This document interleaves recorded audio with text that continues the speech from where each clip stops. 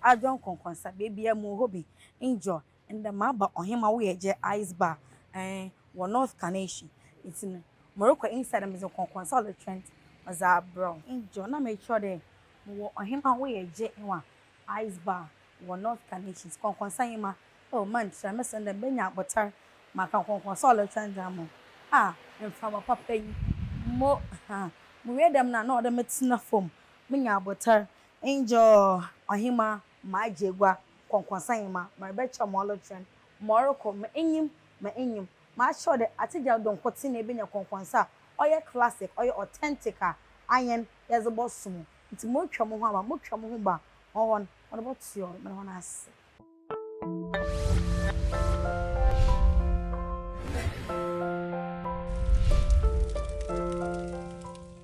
enjoy mo twa mo ho no ma aba ma sure ajo konkonsa oye ATiGYA don kwoti na ebenya konkonsa all trend oye hot cake oye mo wapa one time for enjoy it mean abota me church mu ma cho Morocco mole trend me first so Morocco the oya wasom on 2 minutes na agrada enjoy comfo korpa owo Ghana ocho Gucci and Gabbani Gucci and Gabbani watch na atum enjoy na abani to watching it was a sika sembe na ade bi fraud bi ole na ade watch na atum na watching it one so the TV stations too owo Ghana me you can say it we closing into yan share ni arresting na let's wait most of our church and some of the fun on yeah share na Nhyiraba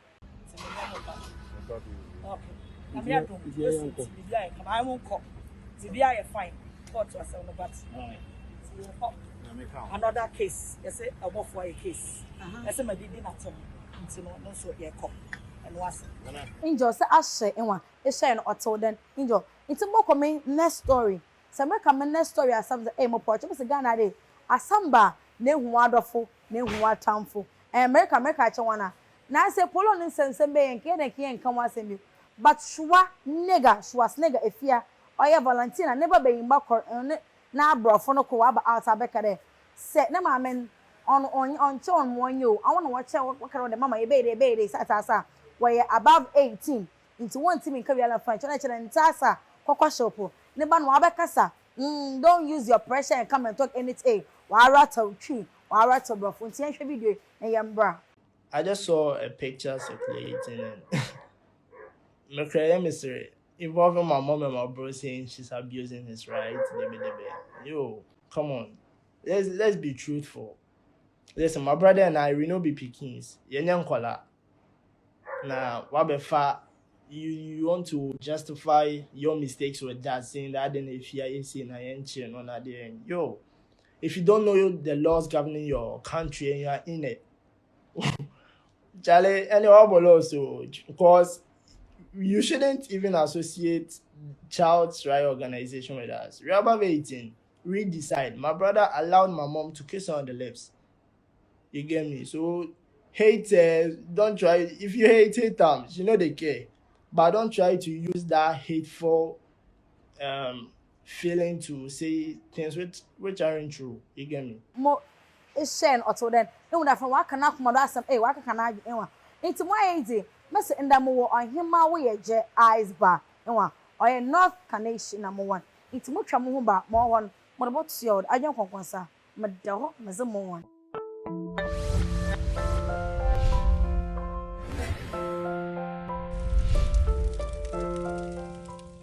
Enjoy mo twa mo won ma ba. E na me sisi de ma sure there. E na me se won o che there.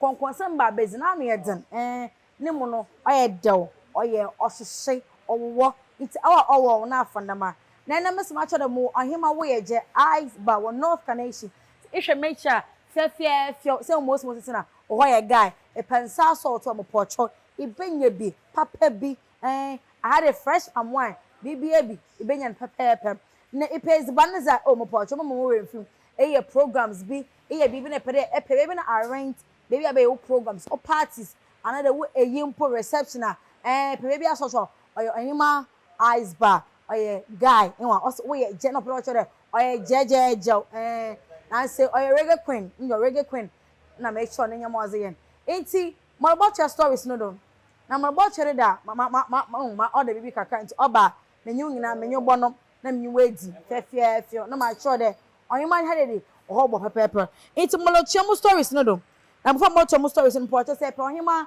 na number na afa a place order mo po na hin 030 3976145 na ni ni SLT go name 0275 471536 most match on opocho place so order enwa na didimam ezibana oya apomozin ezibana ida enyer ezibana so tunya wo bo epe local ebenya epe continental so ebenya intimotia stories no dom molocha na meka ba asem no aba mama ka me say pocho man try enwu de na anse on chere kojo nkase di na woda enjoy na Ghana had ikasika for wagidi na woye business takuna Nhyiraba Kojo ozimu akotempa no ono na sale age birthday bia mpocho onya abotel say sika nya sponsors auto party zomo and I said Kojo di na woda I think the only a show ne one ne birthday ni mu won no catch Kojo de Kojo me to party muzamo otimo pocho bra na nkan say yin mosi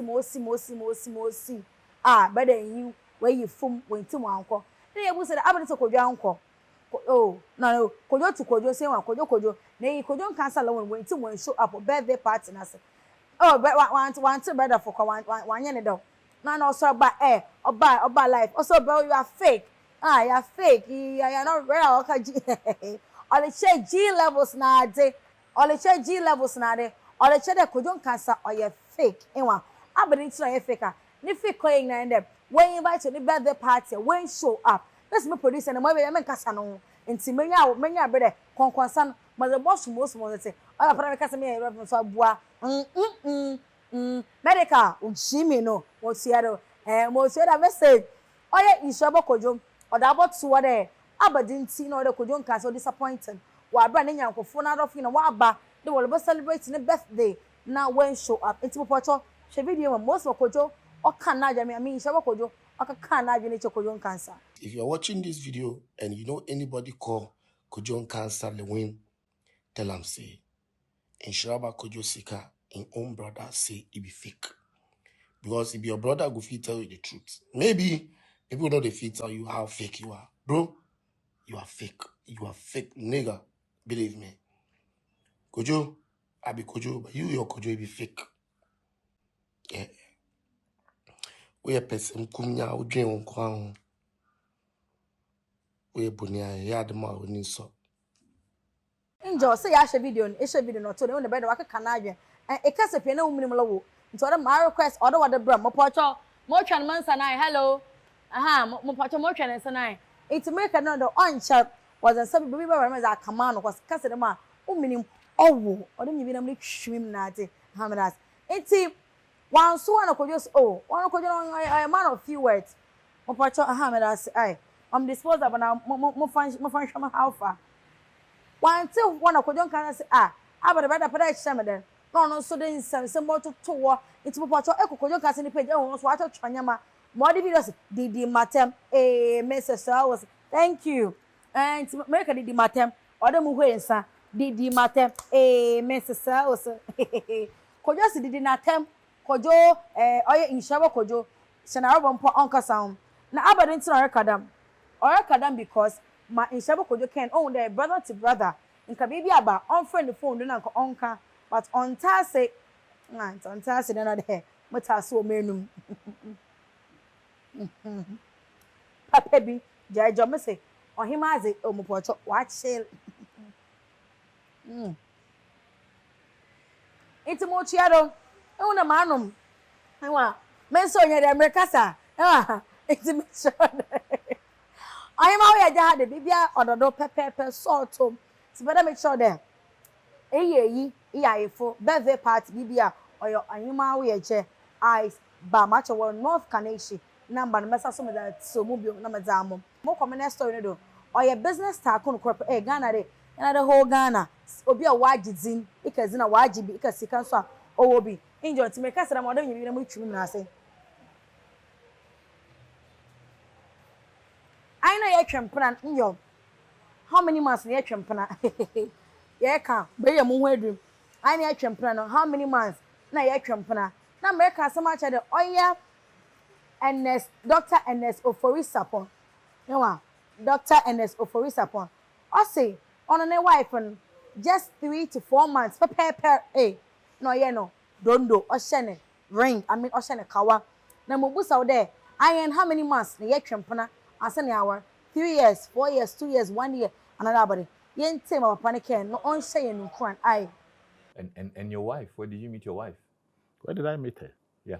Oh wow, that's a nice question. In Accra here. In Accra? Yeah. At what point in your life? When I was 25. What were you doing at the time? The family business? Yes. Yeah. So how did you meet her? Oh, in town, you know. How? I met her. I mean, I did know her elder sister, so I met her through her elder sister. Yeah. She used to, live in London, and then sometimes she would come for holidays. So when she came for holidays, 9 days, I said, no, I won't let you go back again. You just saw that you won't let her go back again? Again, yeah. So yeah. You are my life partner. And that was it? That was it, yeah. So we dated for about 3 or 4 months, and then we got married. After 3 months? 3 or 4 months, I can't remember, yeah. That was fast. Maybe. What was the deal breaker for you? So that nowadays a lot of the young men, they date for like 7, 8 years, and they are with 10 years cry. No more that. So I wasn't that type. I was a serious person, and I also didn't want to go wayward. I'm not saying that those who are not married are going wayward, but I felt that I need to be more responsible. So I should get married. So after I got 3 months, 4 months, 3, 4 months, yeah. You're like, let's get married. I had known her for some time, but we were not dating, you know. Okay. So, but when I took the decision, and then I proposed to her, it took us about 3 or 4 months to get married. Mo, it's say ni interview with the papa no, or can some, or also, or a very serious man, no, or a man of his word. It's on intensive session 3 to 4 months, pair, no worry in a year. Natural, one would be son or a nymph party, it's Musro, into your home for. It's all your conquest, Molotiada, no, welcome story, some few stories, and put them at my etase. Moko break ma, but moko break bar. Now the 3 stories na wakan, and I mean other stories na wakan. Maza water maro wall sardine.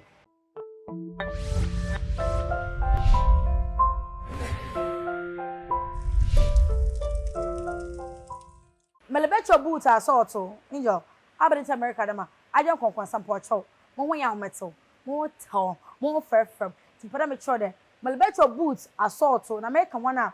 Meleka Empress McBrown na oye Sandra and Kobia oye lawyer or some say media person na ono lawyer no portray a social media lawyer another here oye mokola lawyer another yaba lawyer na saying dressing your mama McBrown the boy United Showbiz no say boots for boots look regular so look abado nti hwene na asen hwene mpobon mom na hwe Sandra and Kobia na den mom na yen compare ebe na hwana na rocky booting na America da hwen Oda make sure that him we eje me zibana ready oda me didi nti mere yo kasa nso eziban so no hu hia enwa mo fefie orade me rada na botalamam enwa me ncho de ziban ame ya make sure de oba na ziban me fa atire me fa ndi ma sha de mo him we eje ice bar owo North Canation iya kakete si do sin kedida nke nkasa but oda me kasa because oda me sure de me won ho so gboro o he guy enwa It's one number them actually them